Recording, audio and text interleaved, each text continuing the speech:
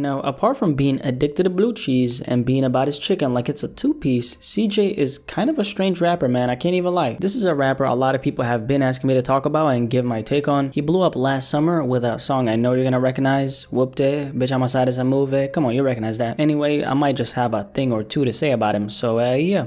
Let's talk about it. Now, CJ, a 24-year-old rapper out of Staten Island, New York, who blew up last summer with the song Whoopty. At this point, most of us have at least heard the song once. If not that, you've most definitely seen it in your recommended section. CJ feels like one of those rappers who just popped out of nowhere. Like one day you woke up and then boom, there he was. Consider this video right here a first impression / first reaction type of video, because honestly, I don't know that much about his story. I don't know how he truly came up. Obviously, I'm gonna leave you with a little bit more than that. Don't worry, Blackie got your back. Now, Whoopty by CJ peaked at number 10 on the Billboard Hot 100 chart earlier this year, February to be specific. The song's debut was at number 97 on the Hot 100 back in November 2020. The song samples an Indian record by the name of, I'm probably gonna butcher this, Sanam Ray R.E.G. Singh, probably said it incorrectly. Anyway, shout out to all my Indian subscribers. Now, I mentioned this sample right here because honestly, that's what makes this song pop so much. That's probably the most memorable part of this record if you ask me. King Von and Chicago rapper Mimo 600 did actually rap on his sample on their record, Exposing Me, like 2 years ago, so that's where a lot of other people might have heard the sample as well. Like I said earlier though, if you haven't heard Whoopty by chance, which I doubt you've at least seen in your recommended section, then this song has been heavily pushed by the YouTube algorithm. It feels like this record has kind of been plastered everywhere. You hear it and you see it everywhere, but who really is CJ? That's a question I've been asking myself.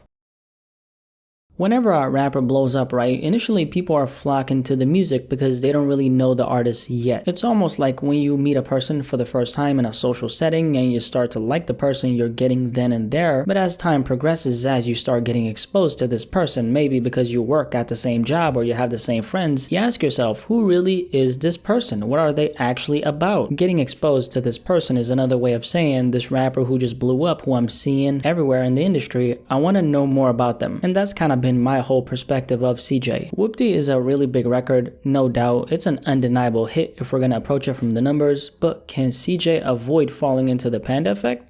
The panda effect is a term that was created by the great, by the one and only, the GOAT, the legend, me, okay? Yes, it's me, okay? Definitely not trying to sound like a narcissist. The panda, of course, comes from Designer's 2016 record, Panda, and the effect comes into play when a rapper drops a song that becomes so big it overshadows the rest of their discography. Essentially, that song becomes so associated with their name to the point where the majority of people instantly think about that song when they think about that rapper. If a rapper / artist falls into the panda effect, it simply means that nothing you've dropped up until that point has surpassed the level of recognition that one song brought you. And keep in mind, everything is not strictly about numbers. There's a lot of cases where even in Designer's case, as an example, had another big song like Timmy Turner, but even if Timmy Turner had the same level of numbers Panda had, Panda will always come out on top, be superior, and always outshine simply because it's been so strongly and widely associated with Designer, hence the panda effect. CJ is a rapper who at least at the moment can't speak for the future because who knows what's gonna happen tomorrow, but he at the moment is far from being bigger than Whoopty itself. That's not the panda effect because the panda effect laser focuses on the artist's discography and not the artists themselves, but this is still obviously not a good place to be. Now, blowing up as a rapper itself is a blessing. It doesn't happen every day if you consider how many people are actually trying to make it as rappers, so I'm not saying CJ is in a bad position as in he's not in a blessed position. Let's cancel out the fact that he's currently at least a success in the industry due to the recognition Whoopty got. Can he keep his wave going and actually last beyond the Whoopty clout? There's two things about CJ I want to bring up. The first thing is, apart from the Whoopty blow up, one thing that caught a lot of people's attention when they saw him was, what race exactly is this guy? He obviously looks Hispanic, but he also looks like he could be invited to the cookout, aka black, or maybe does he have a little bit of Hispanic mixed with white in him? There's a lot of racial ambiguity written all over CJ. He's hard to pinpoint. Now, we do know that he is Puerto Rican, so that piece of the puzzle is obviously solved. Another thing I want to bring up regarding CJ is, apart from the music, there's not really much to him as a person. After watching a couple interviews and some of his Instagram lives, I'm noticing that he doesn't have a lot of personality or character outside of the music, which I think is a huge deal breaker. That could possibly take away some of the growth he would have otherwise seen in the industry. And it's not about being a dancing monkey or a clown, nothing like that. I'm just talking about things like being a relatable person, and that's not something that you do, that's just something that you are. You gotta keep in mind, people don't necessarily fall in love with the music, they fall in love with the artist. The music music most times, man, just gives the listeners a reason to support the artist. If there's nothing for your audience to chew on as far as on a character level, yeah, you might be hot for a little bit of time, but as far as longevity though, that's out of the equation. And the thing about CJ is, personally, I don't really consider him drill, at least not authentic drill. The kind of drill he makes sounds a little bit too commercial. There's no real passion behind the drill rap he's attempting at making. It doesn't sound like it's coming from the heart. It sounds a little bit too manufactured for my taste. You gotta keep in mind, something like Pop Smoke's untimely passing obviously left a huge void in the industry. And when did CJ blow up? After Pop Smoke passed away. There's always gonna be a hole that's trying to be filled. Big pause when a Pop Smoke or even an XXXTentacion, or how about a Juice WRLD or even a Lil Peep aren't here anymore. Energies, styles, vibes, and the music itself is always gonna try to get replicated in the industry when there's a gap open because of how lucrative the business is, and that's kinda how I view CJ. His blow up was a little too convenient, you know, perfect timing, yeah, like Nav said, and on top of that, there's not really much to him as a rapper that makes him unique or makes me wanna support him. He's a guy who got a really big song who did actually have some real industry connections from the get-go. His uncle, a man with the name of James Cruz, has been working in the industry for a while, so that part was handled. CJ has also been getting a lot of backlash for apparently being a fake blood. The red, which represents Blood Gang, is all over the Whoopty music video. I guess what happened from my understanding is people found out where he was from, Staten Island, and then word got around that he wasn't actually about it. Don't want to speak too much about that because I don't have an adequate amount of intel to do so, but all I'll say is you don't have to be gangsta to fit in, right? CJ doesn't strike me as, for lack of better words, a gang member. He doesn't strike me as the kind of rapper who has real mob ties, even though that's kind of the image he's portraying in the music. If that happened to be the case though, wouldn't surprise me at all. It's obviously a trend in hip-hop to speak on a gang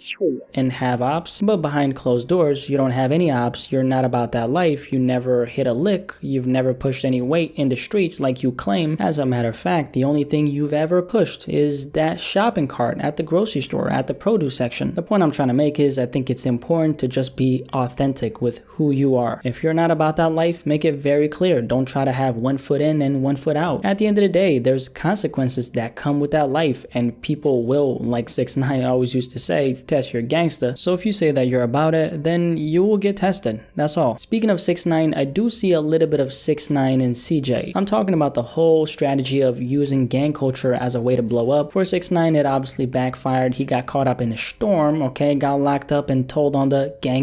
That led to the downfall of his entire gangster persona, and that's where that ended. I'm not sure what we can expect from someone like CJ, but all I know is that he's definitely a very strange case. But yeah, CJ is a strange rapper for sure. With that being said, the success of Whoopty is undeniable. It put him on the map big time, and here we are. What do you think about CJ though? Definitely let me know in the comment section below, and let's have a discussion about this.